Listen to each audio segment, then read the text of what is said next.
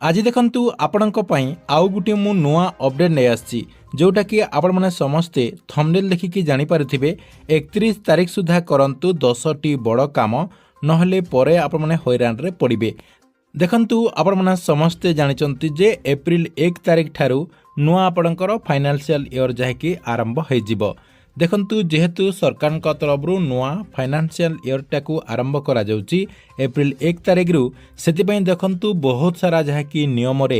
परिवर्तन हेबा पई जाउची। देखंतु बहुत सारा जहाँकि नियम परिवर्तन हेले आपण माने जहाँकि हैरान रे पड़िबे। आपण जदि आगरु सेही सब काम गुड़िक न करुथिबे ताहले आपणकु अधिक खर्च मध्य करबा पई पड़ी पारे किंबा आपण माने हैरान रे मध्य पड़ी पारंती। सेतिपई देखंतु आपणकर 10टी बड़ काम रही जोटा कि आपण मानकु मार्च 31 तारिख भितरे करबा पई पड़िबो, जहा द्वारा आपण माने एप्रिल 1 तारिख रु आउ हैरान रे पड़िबो नाही कि खर्चारे मध्य पड़िबे नाही। सेतिपई देखंतु आपण मानक लागि एई भिडियोटी मु नै आछि जहा कि आपण माने मार्च 31 तारिख भितरे एई 10टी काम करे नियंतु। तेबे देखंतु मार्च 31 तारिख भितरे आपणकु केउं 10टी काम करबा पई पड़िबो एवं से नै कोन सबु अपडेट गुड़िक रही आपणको मु एई भिडियो माध्यम रे गोटिए गोटिए करी जणे देबी, जहा कि आपण माने भिडियोटी को शेष पर्यंत देखिला परे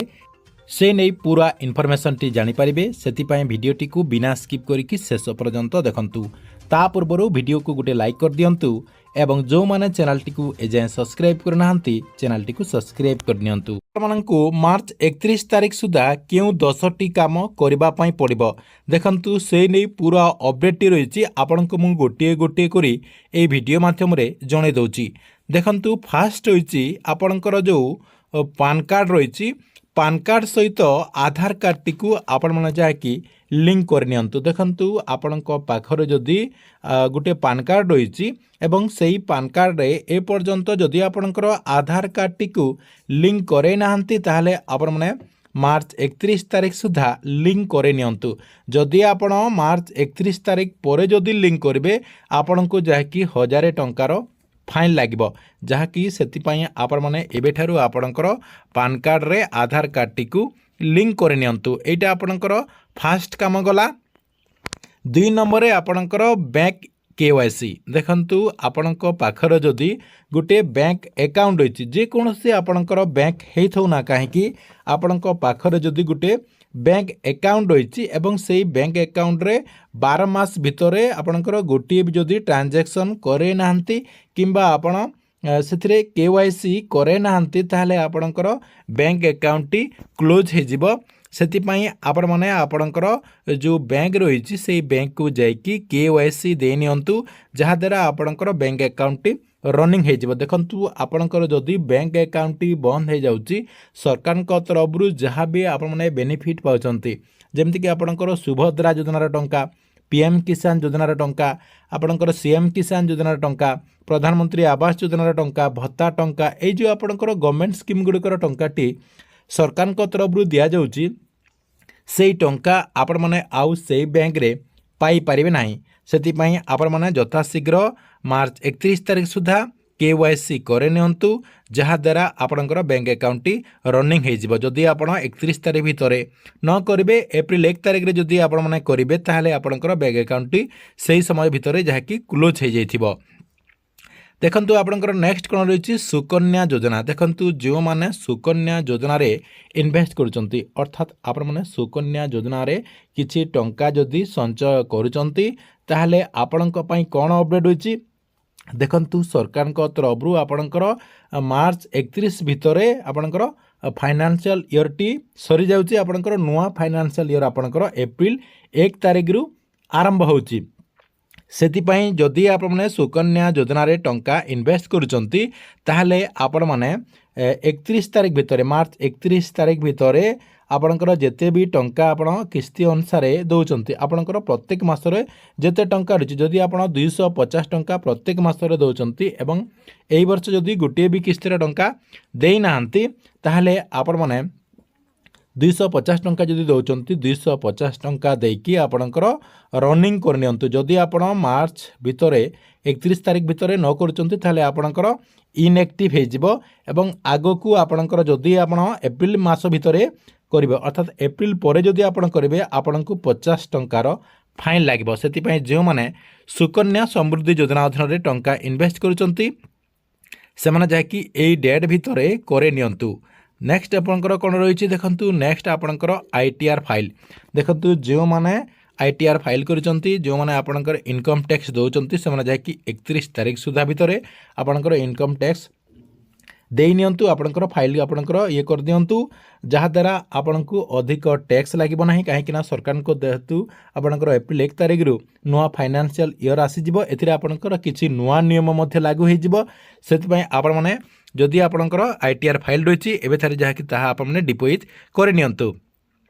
नेक्स्ट आपणकर आउ कौन रही देखु यूपीआई इनएक्टिव देखु आपणकर जदि गोटे यूपीआई आईडी पूर्वर रही आपणकर फोनपे गूगल पे आपणकर जहाँ भी यूपीआई आईडी रही से यूपीआई आईडी आपण जदि व्यवहार करूना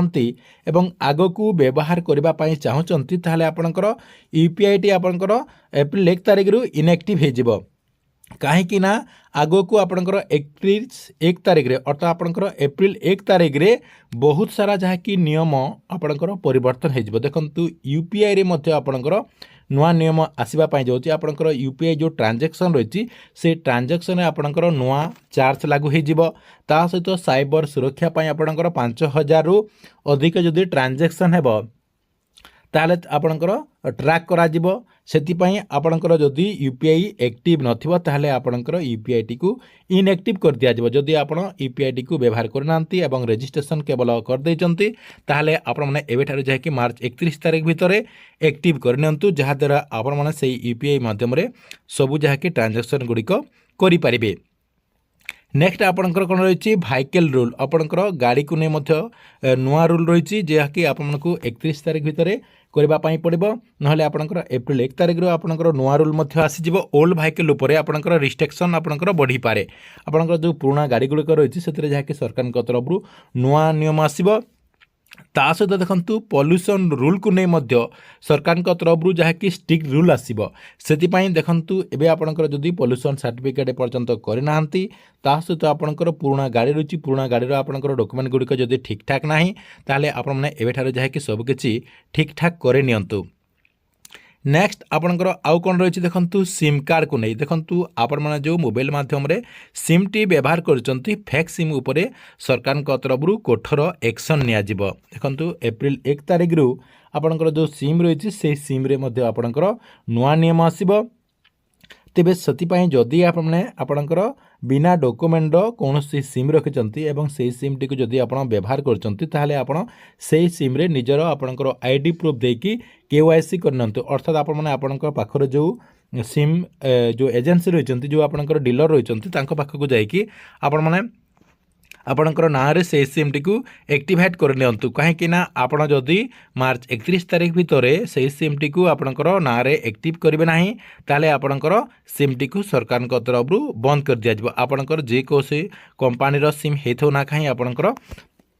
से सिम टी को बंद कर दिया जिवो अर्थात आपणकर फेक सिम उपरे सरकार तरफ कठोर एक्शन नियाजिवो एप्रिल 1 तारिख रु से नहीं देखो आपणकर तथ्य मध्य दि जाउछि ता सहित आपण माने जदि बिना डॉक्यूमेंट रे जदि सिम व्यवहार करथुबे ताहले आपणकर ना रे केस मध्य होई पारे ता सहित आपणक ऊपर कार्यानुष्ठान मध्य होई पारे ता सहित देखंतु आगो को आपणकर सिम बाइंडिंग मध्य रूल आसीबो देखंतु आपणकर व्हाट्सएप टेलीग्राम इंस्टाग्राम एई सब आपणकर बिना सिम रे चलै पारिबे नाही सेति पई आपण माने निज ना रे सिम टी को करनियंतु।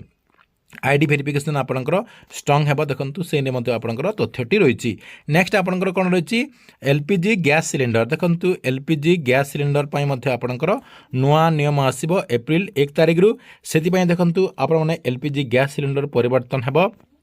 से आपणकर देखंतु आपनको एबेठार कौन करने पड़ो देखंतु आपण पाखर जदि एलपीजी गैस सिलेंडर रही आपण जदि गैस कलेक्शन नहीं एवं आग को आपण जदि गैस सिलेंडर आने चाहते ताहले आपनको मार्च 31 तारिख भितर केवाईसी करने पड़ो ଆପଣଙ୍କର ଯେଉଁ KYC ପ୍ରୋସେସ୍ ରହିଛି ସେଇଟା ଯାଇକି ଆପଣଙ୍କୁ କରିବା ପାଇଁ ପଡ଼ିବ। ଆପଣ ଯଦି ନ କରିବେ ଗ୍ୟାସ୍ ବୁକିଂ କରିପାରିବେ ନାହିଁ, ସବସିଡ଼ି ଟଙ୍କା ମଧ୍ୟ ପାଇପାରିବେ ନାହିଁ। ସେଥିପାଇଁ ଯାହାକି ଆପଣମାନଙ୍କୁ ଏବେଠାରୁ ଯାହାକି କରିବା ପାଇଁ ପଡ଼ିବ। ଯଦି ଆପଣଙ୍କର ନୂଆ ନିୟମ ଏପ୍ରିଲ ମାସରେ ଲାଗୁ ହେଉଛି ତାହେଲେ ଆପଣ ହଇରାଣରେ ମଧ୍ୟ ପଡ଼ିପାରନ୍ତି। ସେଥିପାଇଁ ଆପଣମାନେ ଏବେଠାରୁ ଯାହାକି ସେଇ କାମଟିକୁ କରି ନିଅନ୍ତୁ। ନେକ୍ସଟ ଦେଖନ୍ତୁ ଆପଣଙ୍କର କ'ଣ ରହିଛି CM କିଷାନ ଯୋଜନା। ଦେଖନ୍ତୁ ଆପଣମାନେ ସମସ୍ତେ ଜାଣିଛନ୍ତି ଯେ ଆଗକୁ CM କିଷାନ ଯୋଜନାର ପରବର୍ତ୍ତୀ କିସ୍ତିର ଟଙ୍କାଟି ଆସିବା ପାଇଁ ଯାଉଛି। ଅର୍ଥାତ୍ ଆପଣଙ୍କର ଯେଉଁ ଅକ୍ଷୟ ତୃତୀୟା ଆସିବ ସେହି ଅକ୍ଷୟ ତୃତୀୟା ଅବସରରେ ସରକାରଙ୍କ ତରଫରୁ CM କିଷାନ ଯୋଜନାର ପରବର୍ତ୍ତୀ କିସ୍ତିର ଟଙ୍କାଟି ମିଳିବାର ଯାହାକି ଚାନ୍ସ ରହିଛି। ସେଥିପାଇଁ ଦେଖନ୍ତୁ ଆପଣମାନେ ଏବେଠାରୁ ଅର୍ଥାତ୍ ମାର୍ଚ୍ଚ 31 ତାରିଖ ଭିତରେ KYC କରିନିଅନ୍ତୁ। ତା ସହିତ ଆଧାର ସେଟିଂ କରିନିଅନ୍ତୁ। ଆପଣଙ୍କର ଆଧାର କାର୍ଡ଼ଟିକୁ ବ୍ୟାଙ୍କ ଆକାଉଣ୍ଟରେ ଲିଙ୍କ କରିନିଅନ୍ତୁ ଏବଂ କୃଷକ ପୋର୍ଟାଲରେ ରେଜିଷ୍ଟ୍ରେସନ କରିନିଅନ୍ତୁ, ଯାହାଦ୍ୱାରା ଆଗକୁ ଆପଣମାନେ CM କିଷାନ ଯୋଜନାର ପରବର୍ତ୍ତୀ କିସ୍ତିର ଟଙ୍କା ଏପ୍ରିଲ 20 ତାରିଖରେ ପାଇପାରିବେ। ନେକ୍ସଟ ଆପଣଙ୍କର ଆଉ କ'ଣ ରହିଛି ଗଭର୍ଣ୍ଣମେଣ୍ଟ ସ୍କିମ୍ରେ ଆପଣ ରିଚେକିଂ କରିଦିଅନ୍ତୁ। ଦେଖନ୍ତୁ ସରକାରଙ୍କ ତରଫରୁ ଆପଣଙ୍କର ଯେଉଁ ଗଭର୍ଣ୍ଣମେଣ୍ଟ ସ୍କିମ୍ ଗୁଡ଼ିକ ରହିଛି ସେଇ ସ୍କିମ୍ ଗୁଡ଼ିକର ଯେଉଁ ଲାଭ ଗୁଡ଼ିକ ଆପଣମାନେ ପାଉଛନ୍ତି ସେହି ସବୁ ଯାହାକି ଆପଣମାନେ ମାର୍ଚ୍ଚ 31 ତାରିଖ ଭିତରେ ଚେକ୍ କରିନିଅନ୍ତୁ ଆପଣଙ୍କର ସବୁକିଛି ଠିକ୍ ଠାକ୍ ଅଛି କି ନାହିଁ। ଯେମିତି ଆପଣଙ୍କର PM କିଷାନ, CM କିଷାନ, ଆପଣଙ୍କର ସୁଭଦ୍ରା, ପ୍ରଧାନମନ୍ତ୍ରୀ ଆବାସ ଯୋଜନା, ଯାହା ବି ଆପଣଙ୍କର ଯୋଜନା ଗୁଡ଼ିକ ରହିଛି ସବୁ ଯୋଜନା ଗୁଡ଼ିକୁ ଆପଣମାନେ ଯାହାକି ଥରୁଟିଏ ଚେକ୍ କରିନିଅନ୍ତୁ ଆପଣଙ୍କର ସେଥିରେ କିଛି ତ୍ରୁଟି ଅଛି କି। ଯଦି ଆପଣଙ୍କର ତ୍ରୁଟି ଅଛି ତାହେଲେ ସେସବୁକୁ ଆପଣମାନେ ଯାହାକି ସମାଧାନ କରିଦିଅନ୍ତୁ। କାହିଁକି ନା ସରକାରଙ୍କ ତରଫରୁ ଏପ୍ରିଲ 1 ତାରିଖରୁ ଆପଣଙ୍କର ନୂଆ ନିୟମ ଆସିବ। ନୂଆ ନିୟମ ଆସିଗଲା ପରେ ଆପଣମାନେ ଯାହାକି ହଇରାଣରେ ପଡ଼ିବେ। ଦେଖନ୍ତୁ ଏଥିରେ ମଧ୍ୟ ଆପଣଙ୍କର ଅପଡେଟ୍ ରହିଛି ଷ୍ଟେଟ୍ ଗଭର୍ଣ୍ଣମେଣ୍ଟର ସ୍କିମ୍, ତା ସହିତ ସେଣ୍ଟ୍ରାଲ ଗଭର୍ଣ୍ଣମେଣ୍ଟର ଯାହା ବି ଆପଣଙ୍କର ସ୍କିମ୍ ଗୁଡ଼ିକ ରହିଛି ସବୁକିଛି ଯାହାକି ଆପଣମାନେ ଏବେଠାରୁ ଚେକ୍ କରିନିଅନ୍ତୁ ଏବଂ ସବୁକିଛି ଆପଣମାନେ ଠିକ୍ ଠାକ୍ କରିନିଅନ୍ତୁ, ଯାହାଦ୍ୱାରା ସବୁ ଯୋଜନା ଗୁଡ଼ିକର ଲାଭ ଗୁଡ଼ିକ ଆପଣମାନେ ଯାହାକି ଅତି ସହଜରେ ପାଇପାରିବେ। ତେବେ ଦେଖନ୍ତୁ ଆପଣମାନେ ଏହି ଭିଡ଼ିଓ ମାଧ୍ୟମରେ ଜାଣିଗଲେ ଯେ ଆପଣଙ୍କୁ ମାର୍ଚ୍ଚ 31 ତାରିଖ ଭିତରେ କ'ଣ କରିବା ପାଇଁ ପଡ଼ିବ ଏବଂ କାହିଁକି କରିବା ପାଇଁ ପଡ଼ିବ ବୋଲି କୁହାଯାଉଛି। ସବୁକିଛି ଯାହାକି ଆପଣଙ୍କୁ ମୁଁ ଏହି ଭିଡ଼ିଓ ମାଧ୍ୟମରେ ଗୋଟିଏ ଗୋଟିଏ କରି ଜଣାଇଦେଲି। ଆପଣମାନଙ୍କୁ ଭିଡ଼ିଓଟି କେମିତି ଲାଗିଲା କମେଣ୍ଟ ବକ୍ସରେ ନିଶ୍ଚୟ ଗୋଟେ କମେଣ୍ଟ କରନ୍ତୁ ଏବଂ ପ୍ରତ୍ୟେକ ଦିନ ଗଭର୍ଣ୍ଣମେଣ୍ଟର ନୂଆ ନୂଆ ଯୋଜନା ଗୁଡ଼ିକର ଇନଫର୍ମେସନ୍ ଗୁଡ଼ିକ ଜାଣିବା ପାଇଁ ଚାହୁଁଥିଲେ ଆମର ଏଇ ଯେଉଁ ଚ୍ୟାନେଲ୍ ରହିଛି ଏହି ଚ୍ୟାନେଲ୍ଟିକୁ ସବସ୍କ୍ରାଇବ୍ କରିକି ରେଗୁଲାରଲି ଦେଖୁଥାନ୍ତୁ।